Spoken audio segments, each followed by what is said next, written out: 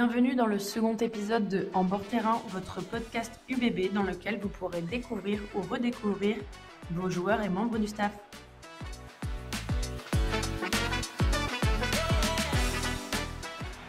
Arthur Retière, 27 ans, ailier et neuf.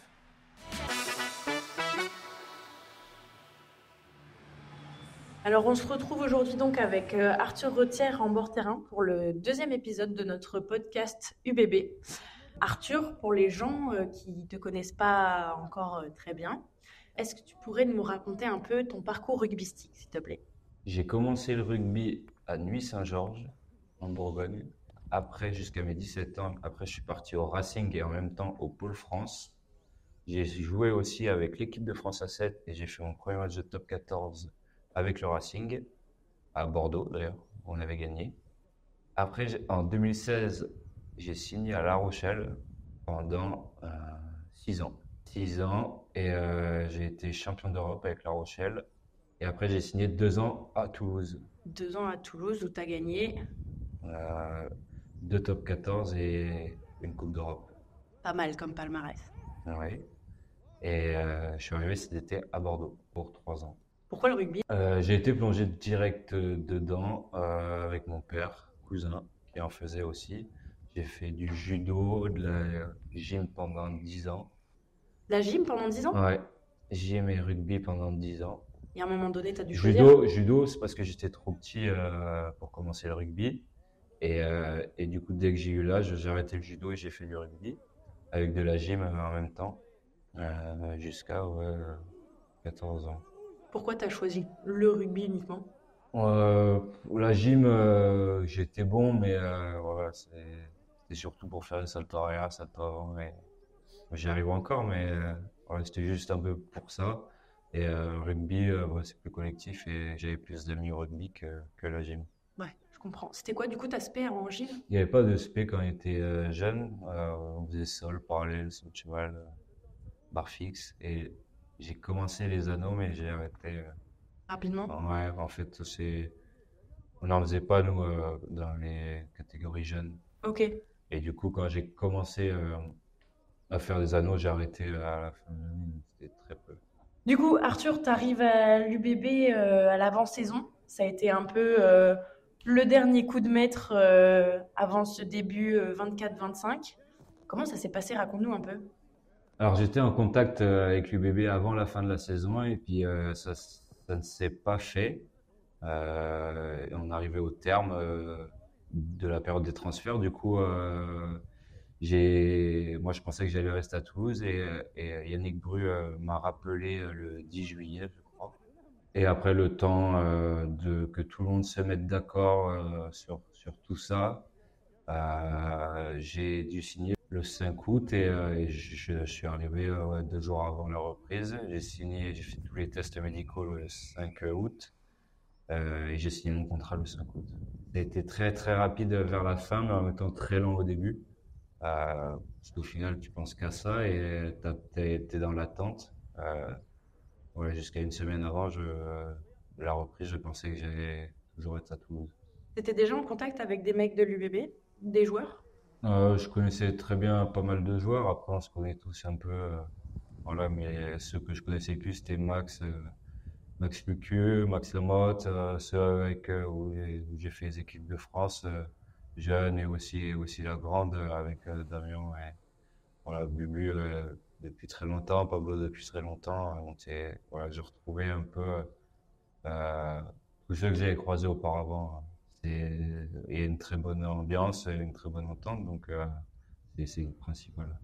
C'est challengeant de changer de club. De venir dans un club qui est jeune et qui a encore rien gagné, je pense que c'est aussi, il y a beaucoup de challenges et surtout quand tu gagnes le premier titre avec un club, c'est quelque chose qui marque. Moi, à La Rochelle, quand on est champion d'Europe, c'est ce qui m'a beaucoup marqué, moi, sur le premier titre. Tout le monde est à 1000%, quoi.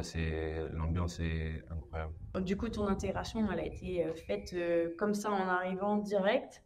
Tu es parti en stage avec les gars, ça a aidé aussi un peu, c'était bien. Ouais, ça a été rapide, ça a aidé, oui, de partir en stage parce qu'au final, au bout d'une semaine, on s'est retrouvés une semaine ensemble. Donc, ouais, ouais, ça a été plus facile et surtout, même si je connaissais quelques-uns, c'est toujours compliqué, voilà, quand tu arrives dans un nouveau club de bien retenir un peu tous les prénoms, tout ça. Donc, voilà, ça m'a permis d'apprendre à connaître mes nouveaux coéquipiers. C'était quoi le moment le plus cool pour toi de ce stage? Le plus cool, il y a beaucoup de choses qui ont été sympas quand même. Il y a eu beaucoup de rigolades. La soirée du jeudi, c'était très drôle. Mais voilà, aussi, on en a beaucoup chié à la prépa et je pense que ça, tout le monde a rien lâché. Donc je pense que ça aussi, ça regarde. Justement, cette prépa, Enzo Rebier me disait avant Stade français que c'est l'une des plus dures qu'il a faites. Ouais, parce que tout est condensé en fait, parce que au final, la prépa, elle a duré 4 semaines au lieu de peut-être 7 pour d'habitude. Donc, on est obligé de tout bosser directement. Et ouais, c'est compliqué. Ouais, T'as l'habitude avec Toulouse. ouais, ouais, ouais, mais c'était dur quand même. Ouais. 4 semaines, c'est compliqué. Mais l'année dernière, c'était différent parce que tu avais la Coupe du Monde. Mm. Du coup, on avait fait 3 semaines. Après, tu avais 2 semaines de vacances, enfin, 3 matchs, 2 semaines de vacances. Et après, tu reprenais une prépa, en fait. Donc, c'était totalement différent. Bon, pourquoi Fifou? Oh, ça, Pourquoi ton surnom c'est Fifou? Fifou, ça remonte il y a en 2016, quand je suis arrivé à La Rochelle. C'est Romain Sazier qui m'a appelé comme ça. Voilà, j'étais jeune, je racontais des conneries tout le temps, je faisais rire tout le monde. Et c'est d'où ce surnom, quoi. Et en fait, c'est resté partout. La Rochelle, ça m'a suivi pendant 6 ans. Euh, Et j'ai fait une sélection Barbarense, mais les mecs de La Rochelle m'appelaient Fifou, donc c'est resté aussi dans d'autres clubs. À Toulouse, c'est resté, et à Bordeaux, maintenant, ça reste. Donc, Ok. ouais, ça m'a suivi ouais, pendant 8 ans. On débarrassera pas quoi. Je pense pas. Non, je pense pas. T'es reconnu quand même pour être un joueur super polyvalent. Bon, tu peux jouer à l'aile, tu peux jouer neuf, mais tu peux aussi jouer arrière. Est-ce que ça te plaît? J'ai fait centre aussi. T'as fait centre aussi. Ouais. Est-ce que ça te plaît justement de pouvoir quasiment cocher toutes les cases Ouais, c'est cool en vrai, c'est cool parce que ça aide beaucoup. Maintenant, je pense qu'il y a besoin de polyvalence pour tout et partout. Mhm. Euh, on en voit de plus en plus, donc c'est plutôt avantageux pour le club euh, s'il y a un blessé, un carton, des choses comme ça. Donc oui, c'est plutôt bénéfique pour moi, pour le club.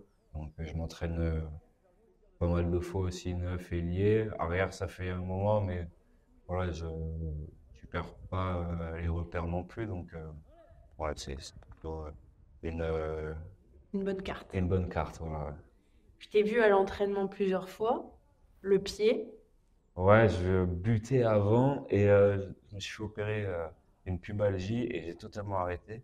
Et là, j'ai repris un peu l'année dernière à Toulouse avec Thomas Ramos et qui m'a dit de buter. Donc voilà, j'ai repris. Pour l'instant, ça va. Oui. Mais c'est un truc qui te plaît à bosser? Ouais, j'aime bien. Mais à chaque fois, je tape dans un ballon, donc j'aime bien taper dans un ballon. Et ouais, c'est plutôt agréable, ça.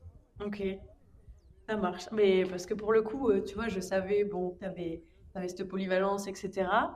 Mais la première fois, quand j'ai vu que tu faisais partie des buteurs à la fin de l'entraînement, je me suis dit, bah, Ouais, ouais. Après, j'adore taper senti, comme ça que je t'appelle beaucoup.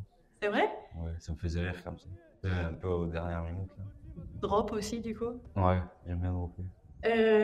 Bon, comme tout joueur de rugby, j'imagine qu'il y a un moment donné où tu as eu la personnalité avec qui tu aurais aimé jouer. Lequel c'est le tien? Mhm. Il y en a beaucoup parce que j'admirais les ailiers plutôt petits. Donc, il y a eu la grande époque de Jason Robinson, Shane Williams. Maintenant, il y avait Chelsea Colby, avec qui je suis en contact. Quand j'ai signé à Toulouse, il était parti. Donc, j'ai jamais joué avec lui. Donc, je pense que ça serait ouais, ce joueur-là. Là, en France, aujourd'hui, pour toi, c'est qui la future pépite? La future pépite, ben, Arthur Retière. il est vieux maintenant. La future pépite. Il y a Toto Dupont encore quelques années, je pense, mais Mais il est déjà connu. il y en a avant un autre. Bah, Enzo, t'as Loulou, Bielbarré. Ah, je vais dire Loulou. Ah, Loulou, Bielbarré, je pense que ça va être Sa vision de jeu, son... sa vitesse et puis il comprend le rugby. Il a déjà marqué pas mal d'essais, je pense qu'il y en a tous vus. J'espère qu'il va nous dépasser Il y a un demain. téléphone là. Ok. Ah, Tu dis ça par revanche ou juste parce que... Non, non, après je mettrai une nuquette. Dernière question. Tu as toujours connu Chaban Delmas contre toi. Qu'est-ce que ça Ouais. fait, Arthur, de connaître Chaban avec soi? Enfin, t'as pas encore joué pour l'instant à Chaban, Oui. mais le public, t'as déjà les Non, oui, United et tout. c'est plaisant parce qu'il y a beaucoup d'ambiance. À chaque fois que je suis venu à Chaban ou au Matmut, il y a toujours beaucoup d'ambiance et beaucoup de monde. C'est quelque chose de plaisant quand tu joues pour le club. Il y avait déjà beaucoup de monde. Moi, quand je jouais à La Rochelle, c'était 15 000 et il y avait un peu de bruit. À Toulouse, 19 000. Et là, quand tu passes à 30 000, ouais, forcément, c'est agréable et surtout, t'as hâte de jouer, quoi.